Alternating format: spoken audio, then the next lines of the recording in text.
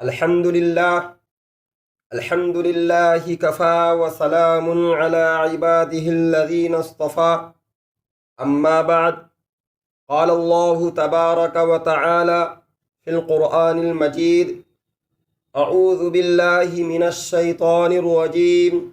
بسم الله الرحمن الرحيم. قل هل ننبئكم بالأخسرين أعمالا الذين ضل سعيهم في الحياة الدنيا وهم يحسبون أنهم يحسنون صنعا. صدق اللہ العظیم. محترم بزرگوں اور دوستو،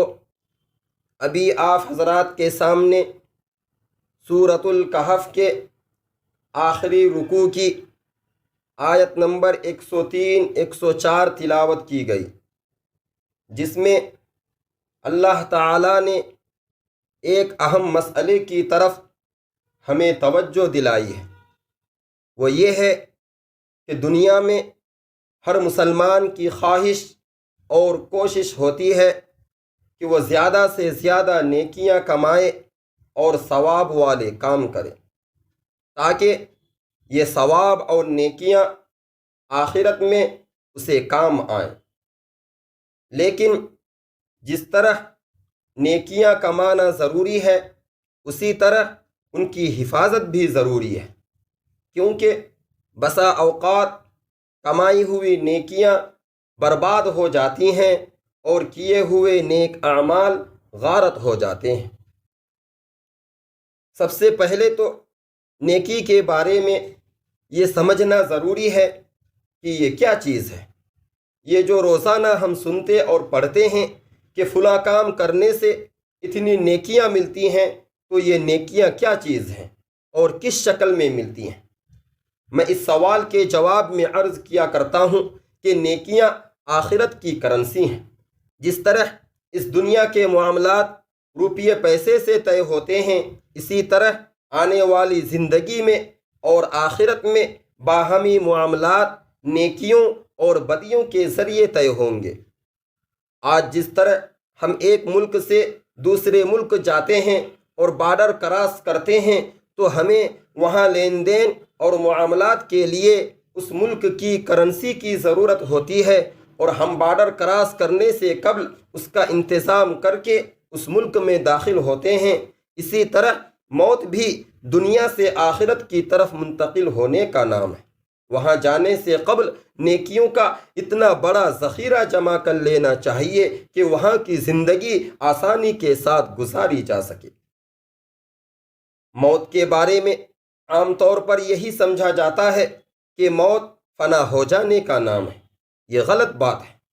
یہ مشرکین کا عقیدہ تھا، جس کی قرآن کریم نے جا بجا صراحت کے ساتھ تردید کی ہے اور بتایا ہے کہ موت فنا ہو جانے کا نام نہیں، بلکہ دنیا سے آخرت کی طرف منتقل ہونے اور اس جہان کا بارڈر کراس کر کے دوسرے جہان میں داخل ہو جانے کا نام ہے. اس اگلے جہان کے معاملات نیکی اور بدی کی کرنسی میں طے ہوں گے، اور بہت سے مقامات پر باہمی حقوق کا فیصلہ کرتے وقت نیکیوں اور گناہوں کا تبادلہ کر کے حساب برابر کرنا ہوگا. اس لیے قرآن کریم نے ترغیب دی ہے، اور جناب رسالت مآب صلی اللہ علیہ وسلم نے تلقین فرمائی ہے کہ زیادہ سے زیادہ ثواب کماؤ اور جتنی زیادہ ہو سکے نیکیاں حاصل کرو، تاکہ آخرت کی زندگی اور قیامت کے دن کے حساب و کتاب میں تم سرخرو ہو سکو. لیکن جو آیت کریمہ میں نے آپ حضرات کے سامنے تلاوت کی ہے، اس میں اللہ رب العزت نے اس کے دوسرے پہلو کا ذکر کیا ہے اور فرمایا ہے کہ نیکیاں کمانے کے ساتھ ساتھ ان کی حفاظت کرنا اور آخرت کے حساب و کتاب کے وقت تک انہیں بچا کر رکھنا بھی ضروری ہے. چنانچہ سورۃ الکہف آیت نمبر 103 104 میں ارشاد باری تعالی ہے: قل هل ننبئکم بالاخسرین اعمالا الذین ضل سعیهم فی الحیاۃ الدنیا وهم یحسبون انهم یحسنون صنعا. کہ اے پیغمبر صلی اللہ علیہ وسلم کہہ دیجئے کہ کیا ہم تمہیں ان لوگوں کے بارے میں نہ بتائیں جو اعمال کے لحاظ سے زیادہ خسارے میں ہیں، یہ وہ لوگ ہیں جن کی سعی اس دنیا کی زندگی میں رائے گاہ چلی گئی، حالانکہ وہ یہ سمجھتے ہیں کہ وہ بہت اچھے کام کر رہے ہیں۔ ایک خسارہ یہ ہے کہ کوئی شخص سرے سے کماتا ہی نہیں ہے، یہ شخص بھی خسارے میں ہے۔ لیکن دوسرا خسارہ یہ ہے کہ وہ شخص محنت کرتا ہے، مزدوری کرتا ہے اور سارا دن مشقت کر کے کمائی کرتا ہے، لیکن اپنی کمائی ہوئی رقم کی حفاظت نہیں کر پاتا، اور وہ گھر پہنچنے سے قبل راستے میں ہی کہیں ضائع ہو چکی ہوتی ہے۔ یہ دوسرا شخص پہلے شخص سے زیادہ خسارے میں ہے، اور اس نے زیادہ نقصان اٹھایا ہے کہ محنت و مشقت بھی کی، لیکن اپنی محنت کی کمائی سے ضرورت کے وقت فائدہ نہ اٹھا سکا۔ یہی بات قرآن کریم نے نیکیوں کے بارے میں فرمائی ہے کہ جو شخص سرے سے نیکی نہیں کماتا وہ بھی خسارے میں ہے، لیکن جو نیکیاں کما کر برباد کر دیتا ہے وہ اس سے زیادہ خسارے میں ہے۔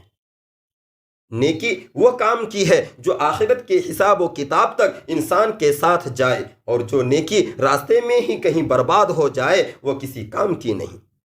بلکہ بسا اوقات الٹا وبال کا باعث بن سکتی ہے۔ قرآن کریم نے ایسے متعدد افعال و اعمال کی نشاندہی کی ہے جو نیکیوں کو برباد کر دیتے ہیں۔ جس طرح بعض وائرس کمپیوٹر کے پروگراموں کو صاف کر دیتے ہیں اور انسان کا کیا ہوا کام ضائع ہو جاتا ہے، بالکل اسی طرح بعض اعمال ایسے ہیں جن کے ارتکاب سے انسان کی نیکیاں ختم ہو جاتی ہیں اور حاصل کیا ہوا ثواب برباد ہو جاتا ہے۔ مثلا شرک کے بارے میں قرآن کریم نے کہا ہے کہ اس سے اعمال حبط ہو جاتے ہیں، حتیٰ کہ اللہ رب العزت نے خود جناب نبی اکرم صلی اللہ علیہ وسلم سے مخاطب ہو کر فرمایا لَإِنْ أَشْرَكْتَ لَيَحْبَطَنَّ عَمَلُكَ، اگر خدا نہ خواستہ آپ صلی اللہ علیہ وسلم سے شرک سرزد ہو جائے تو آپ کی نیکیاں بھی برباد ہو جائیں گی۔ اس کا مطلب ہرگز یہ نہیں ہے کہ خدا نہ خواستہ جناب نبی اکرم صلی اللہ علیہ وسلم سے شرک کا صدور ممکن ہے، ایسا نہیں ہے، اس لیے کہ اللہ تعالیٰ کے پیغمبر معصوم ہوتے ہیں، ان سے شرک کے ارتکاب کا تصور بھی نہیں کیا جا سکتا، بلکہ اس آیت کریمہ کے ذریعے ہمیں یہ سمجھانا مقصود ہے کہ شرک اتنا سنگین جرم ہے کہ اگر خدا نہ خواستہ سرور کائنات صلی اللہ علیہ وسلم سے بھی سرزد ہو جائے تو ان کے اعمال بھی حبط ہو جائیں گے۔ چنانچہ شرک ایسا عمل ہے جو نیکیوں کو برباد کر دیتا ہے، ثواب کو کھا جاتا ہے، اور انسان کے کیے ہوئے اعمال اس کی نحوست کی وجہ سے غارت ہو جاتے ہیں۔ اسی طرح اللہ تعالیٰ نے سورۃ الحجرات کی پہلی 2 آیت میں جناب نبی اکرم صلی اللہ علیہ وسلم کی مجلس و محفل کے آداب بیان کرتے ہوئے ذکر فرمایا ہے یا ایھا الذین آمنوا لا تقدموا بین یدی اللہ ورسولہ واتقوا اللہ ان اللہ سمیع علیم یا ایھا الذین آمنوا لا ترفعوا اصواتکم فوق صوت النبی ولا تجہروا له بالقول کجہر بعضکم لبعض ان تحبط اعمالکم وانتم لا تشعرون، کہ اے ایمان والو اللہ اور اس کے رسول سے آگے بڑھنے کی کوشش نہ کرو، اور اے ایمان والو تمہاری آواز رسول اللہ کی آواز سے بلند نہ ہونے پائے، کہیں ایسا نہ ہو کہ تمہارے اعمال حبط ہو جائیں اور تمہیں اس کا شعور بھی نہ ہو۔ یعنی اللہ تعالیٰ کے ساتھ کسی کو شریک کرنے کے بعد دوسرا سنگین جرم جس سے نیکیاں برباد ہوتی ہیں وہ جناب نبی اکرم صلی اللہ علیہ وسلم کی شان اقدس میں گستاخی ہے اور دربار رسالت کی بے ادبی ہے، جس سے خود اللہ تعالیٰ نے ہمیں خبردار کیا ہے اور فرمایا ہے کہ میرے رسول کی شان میں تمہارا کوئی گستاخانہ طرز عمل تمہاری بے خبری میں زندگی بھر کی نیکیاں برباد کرنے کا باعث بن سکتا ہے۔ اس کے علاوہ سورہ محمد آیت نمبر 9 میں قرآن کریم کے بارے میں کہا گیا ہے ذَلِكَ بِأَنَّهُمْ كَرِهُوا مَا أَنزَلَ اللَّهُ فَأَحْبَطَ أَعْمَالَهُمْ، انہوں نے اللہ تعالیٰ کے اتارے ہوئے احکام و زیارت کے بارے میں ناپسندیدگی اور کراہت کا اظہار کیا تو اللہ تعالیٰ نے ان کے اعمال برباد کر دیے۔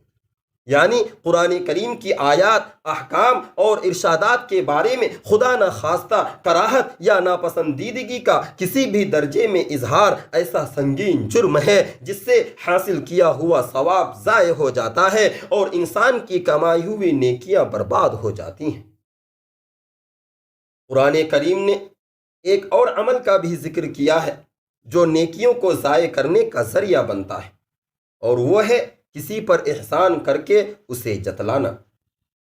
جیسا کہ سورہ بقرہ آیت نمبر 264 میں ارشاد باری تعالی ہے، یا ایھا الذین آمنوا لا تبطلوا صدقاتکم بالمن والعذی، اے ایمان والو اپنے صدقات کو من اور عذا کے ساتھ باطل نہ کرو۔ من کی تشریح مفسرین کرام یہ کرتے ہیں کہ کسی پر خرچ کیا ہے یا کسی کے ساتھ کوئی نیکی کی ہے اور اس کے بعد اسے منہ پر جتلایا ہے کہ میں نے تم پر یہ خرچ کیا تھا اور تمہارے ساتھ یہ نیکی کی تھی۔ جبکہ عزا کی تشریح بعض مفسرین کے نزدیک یہ ہے کہ جس پر صدقہ یا احسان کیا ہے اسے براہ راست منہ پر تو نہیں جتلایا، لیکن اس کی غیر حاضری میں کسی کے سامنے اس کی نیکی کا اس انداز سے ذکر کر دیا جس سے اس شخص کو اذیت پہنچتی ہو، تو ایسا کرنا بھی ممنوع ہے، اور ایسا کرنے سے بھی صدقے کا ثواب باطل ہو جاتا ہے۔ ظاہر بات ہے کہ جب صدقہ اللہ تعالیٰ کی رضا کے لیے ہے اور اس کا ثواب بھی اسی سے لینا ہے، تو پھر بندے کو جتلانے کا کوئی معنی نہیں۔ اور اگر براہ راست بندے کو جتلا کر یہ کہہ دیا ہے کہ میں نے تجھے دیا تھا، تو پھر اللہ تعالیٰ سے اس کے ثواب کی امید نہیں رکھنی چاہیے۔ جناب نبی اکرم صلی اللہ علیہ وسلم نے بھی بعض اعمال کے بارے میں فرمایا ہے کہ ان سے کسی مسلمان کی نیکیاں برباد ہو جاتی ہیں۔ مثلا حسد کے بارے میں فرمایا ہے کہ ان الحسد یأکل الحسنات کما تأکل النار الحطب، یعنی حسد نیکیوں کو ایسے کھا جاتا ہے جیسے آگ لکڑیوں کو کھا جاتی ہے۔ حسد ایک منفی جذبہ ہے جس کا شمار اخلاق رذیلہ میں ہوتا ہے۔ حسد اسے کہتے ہیں کہ انسان اپنے کسی بھائی، دوست یا رشتہ دار کو اچھی حالت میں دیکھ کر جلن محسوس کرے، کسی کے پاس کوئی نعمت دیکھے تو اس کی طبیعت تنگ پڑے اور اس کے دل میں یہ خیال آئے کہ یہ نعمت مجھے نہیں ملی تو اسے کیوں ملی ہے، اور اگر میرے پاس یہ نعمت نہیں ہے تو خدا کرے اس کے پاس بھی نہ رہے۔ یہ منفی جذبہ ہے، بد اخلاقی ہے، اور اتنا برا عمل ہے کہ جناب نبی اکرم صلی اللہ علیہ وسلم کے ارشاد گرامی کے مطابق انسان کی نیکیوں کو اس طرح کھا جاتا ہے جس طرح آگ خشک لکڑیوں کو لمحوں میں جلا کر راکھ کر دیتی ہے۔ حسد کے برعکس ایک اور جذبہ جو مثبت ہے اور اچھا جذبہ ہے، جسے عربی میں غبطہ کہتے ہیں اور اردو میں اسے رشک کہا جاتا ہے۔ یہ جذبہ یہ ہے کہ انسان کسی دوسرے شخص کو اچھی حالت میں دیکھے یا اس کے پاس کوئی نعمت اسے نظر آئے تو خوش ہو اور دل میں یہ تمنا کرے کہ یا اللہ، جس طرح آپ نے میرے اس بھائی پر مہربانی فرمائی ہے مجھ پر بھی اسی طرح مہربانی فرما دے۔ یہ محمود جذبہ ہے، اخلاق حسنہ میں سے ہے، اور اس پر اللہ تعالی راضی ہوتے ہیں۔ قرآن کریم اور احادیث نبویہ میں اور بھی بہت سے برے اعمال مذکور ہیں جن کے بارے میں کہا گیا ہے کہ یہ اعمال انسان کی نیکیوں کو برباد کر دیتے ہیں اور اس کے نیک اعمال کو غارت کر دیتے ہیں۔ خلاصہ کلام یہ ہے کہ ہم جس طرح نیکیاں کمانے کی محنت کرتے ہیں اور ثواب کے حصول کے لیے مشقت کرتے ہیں، اسی طرح ان نیکیوں کو بچانے اور بچا کر آخرت تک لے جانے کی فکر بھی کرنی چاہیے، ورنہ اگر قیامت کے روز نیکیوں کا کھانا خالی نکلا اور اس وقت پتہ چلا کہ جو تھوڑی بہت نیکیاں کمائی تھیں وہ بھی دوسرے برے اعمال کی وجہ سے برباد ہو چکی ہیں، تو یہ بہت بڑے خسارے کی بات ہوگی۔ اس سے بڑے خسارے کا تصور بھی نہیں کیا جا سکتا۔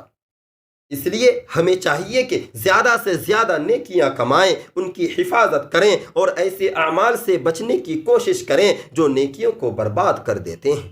تاکہ جو تھوڑی بہت نیکی اور ثواب ہم کسی نہ کسی طرح حاصل کر لیتے ہیں وہ آخرت میں ہمارے کام آ جائیں۔ اللہ تعالیٰ سے دعا ہے کہ اللہ تعالیٰ ہم سب کو زیادہ سے زیادہ نیکیاں کمانے اور اپنی نیکیوں کو ضائع ہونے سے بچائے رکھنے کی توفیق عطا فرمائے، آمین یا رب العالمین۔ وآخر دعوانا ان الحمد للہ رب العالمین۔